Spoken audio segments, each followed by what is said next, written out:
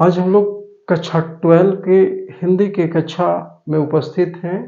पाठ्य पुस्तक अंतरा भाग 2 हिंदी साहित्य के अद्वितीय भक्ति काल के श्रेष्ठ कवि गोस्वामी तुलसीदास द्वारा रचित रामचरितमानस महाकाव्य से उद्धृत भरत राम का प्रेम आज हम लोग पढ़ने जा रहे हैं कि एक भाई भाई के प्रति जो प्रेम दर्शाया है वो अनुपम है। इतिहास के पन्नों में ये सुनहरे अक्षरों में लिखा जाता है कि भाई के प्रति हो तो ऐसा प्रेम हो। आइए देखते हैं गोस्वामी तुलसीदास ने इस पद में किस प्रकार से उन्हें भाई के प्रति दर्शाया है प्रेम। तो विधि न सकहु सही मोर दुलारा, नीच बीच जननी मीस पारा। यह कहत मुहि आजू न शोभा, अपनी समूझी साधु सूचि को भा। यहाँ स्वयं भरत ये कहते हैं कि भाई भाई के प्रति जो प्रेम है, मेरा भैया राम के चरणों में जो प्रेम है, ये लगता है स्वयं ब्रह्मा जी को ही ये रास नहीं आया जो प्रेम के, तभी तो ये स्थिति देखने को मिलती। विधि मने ब्रह्मा, ब्रह्मा न सके हूँ सही, तो स्वयं ब्रह्मा ने ही नहीं सके हूँ सही मोर दुलारा। ये दुलार और प्रेम जो भगवान राम ने जो भरत के प्रति जो स्नेह रखते हैं, ये हो सकता है कि ब्रह्मा ही स्वयं भगवान ही कोई रास नहीं आया मोर दुलारा। तभी तो कहते हैं कि नीच बीच जननी मिस पारा। एक बहाना माँ के, जननी मतलब माता, माता नीच एक बहाना है कि माता का बहाना बनाकर हम दोनों भाइयों के बीच में जो इस प्रकार जो प्रेम था, आज ऐसा लगता है कि माँ बीच में आड़े आके वो स्थितियां उत्पन्न हो गई है। यह कहत मुहे, स्वयं भरत कहते हैं कि हालांकि ये कहने में मुझे ये शोभा नहीं मिल रहा है। यह कहत मुहे हो सकता है अनुचित हो, आजू न शोभा, कहने में ये शोभा नहीं लग रहा, शोभनीय बातें नहीं है, लेकिन फिर भी यही तो अंतरतम की आवाज है कि अपनी समूझी साधु सूचि को भा। मैं किस प्रकार से अपने आप को साधु और पवित्र कहूँ और माँ को बुरा भला किस प्रकार से कहूँ और अपने आप को मैं विशुद्ध समझूं, ये कहने में ही शोभा नहीं है। ये लगता है कि नियति का कहीं खेल है। मातु मंदी मैं साधु सुचाली, और अस आनत कोटि कुचाली। हरयक कोदव बाली सुशाली, मुक्त प्रसवस कि शंभुक काली। कहते हैं स्वयं भरत कहते हैं, गोस्वामी तुलसीदास लिखते हैं रामचरितमानस में कि मातु मंदी, मैं कैसे कहूँ कि माता मंद बुद्धि की, मैं साधु सुचालु और मैं सज्जन, मैं साधु, जबकि उसी जननी से पैदाइश और माँ मंदी और मैं साधु सुचाली। उर अस, उर मने हृदय, हृदय में इस प्रकार की बातें लाना, इस प्रकार की बात, आनत कोटि कुचाली, इस प्रकार से अंतरतम में अगर मैं इस सोच को लाऊं अपनाऊं तो अंदर हृदय में ही कोटि मने करोड़ी कुचक्र के समान ये प्रतीत होता है। तो फरई के उदाहरण देते हैं कि मैं साधु और माता कुचाली, तो फरई की कोदो बाली सुशाली उदाहरण देते हैं, तुलसीदास लिखते हैं। और भरत कहते हैं कि फरई कोदो, क्या कोदो एक निम्न किस्म का मोटे अनाज के पौधा है, क्या कोदो में बाली सुशाली, क्या धान की बाली आ सकती है। मुक्ता प्रसव सकी शंभुक काली, मुक्ता मतलब मोती, प्रसव मने पैदा होना, जन्म होना, मोती, क्या शंभुक मने घोंघी, काली घोंघी, क्या काली घोंघी में मोती पैदा हो सकता है, असंभव। ठीक उसी प्रकार से ये उदाहरण देते हैं कि वैसा ही ये दिख रहा है कि तब आगे कहते हैं कि सपने हूँ दोषक लेस न हूँ काहू, मोर अभाग उदधि अवगाहो। बिनु समुझे निज अघ परिपाको, जारय जाय जननी कहीं काको। भरत कहते हैं कि मैं सपने में भी किसी पर दोष प्रत्यारोप कैसे लगाऊं, सपने में ही दोषक लेसु लेस मात्र न काहो, मैं क्यों लगाऊं, दूसरे पर आरोप क्यों लगाऊं।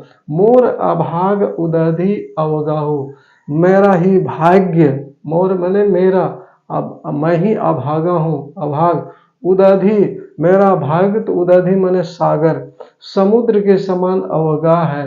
मेरा जो भाग्य है वो समुद्र जिस प्रकार गहरे होते हैं, वैसे लगता है मेरा भाग्य ही अभागा गहरे हैं, अभाग्य ही समुद्र के समान गहरे दिखते हैं।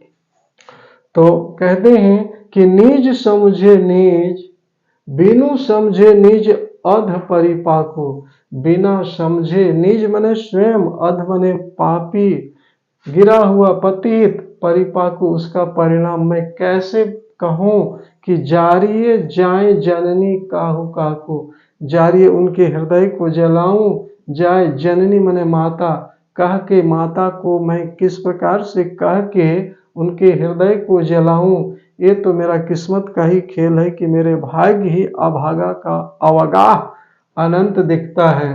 तब आगे कहते हैं भरत कि हृदय है रे हारे हूँ सब ओरा, एक ही भांति भले हूँ भल मोरा। गुरु गोसाई सही बसिया रामू, लागत मोहि निक परिणामु। गुरु गोसाई सही बसिया रामू, लागत मोहि निक परिणामु। हृदय हेरी, अपने हृदय की तरफ झांक के देखते हैं तो हर प्रकार से हार सबों और वो दिखते हैं एक ही भांति। अब मैं क्या करूं। भरत कहते हैं कि कोई रास्ता, कोई ऐसा दिखता नहीं कि मैं क्या करूं।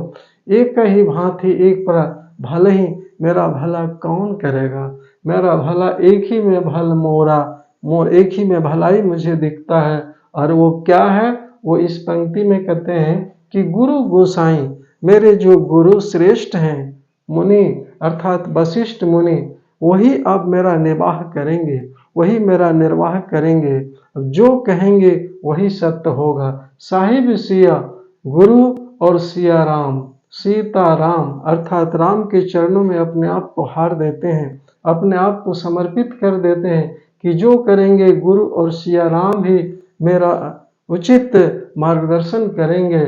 लागत मोहि निक परिणाम, यही मेरा असली परिणाम, मेरी सफलता उसी में है। मेरे जीवन का परिणाम मुझे लगता है कि इन्हीं दोनों में जो निर्णय लेंगे वही निर्णय मेरे लिए उचित होगा।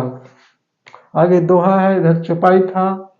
साधु सभा गुर प्रभु निकट, काहू सुथल सति भाव। प्रेम प्रपंचु की झूठ फुर, जानहि मुनि रघुराव। कहते हैं कि साधु सभा, ये साधुओं की सभा, यहाँ गुरु श्रेष्ठ मुनि सभी उपस्थित हैं। उनके निकट में प्रभु अर्थात श्री राम के चरणों में गुरु वशिष्ठ मुनि सभी लोग उपस्थित हैं। कहूँ जो मैं कह रहा हूँ वो सत्य कह रहा हूँ, हृदय की भाव को मैं प्रस्तुत कह रहा हूँ, जो मैं कह रहा हूँ वो सब सत्य है, मैं झूठ नहीं कह रहा हूँ। प्रेम प्रपंच, जो प्रेम है वो राम के चरणों में है।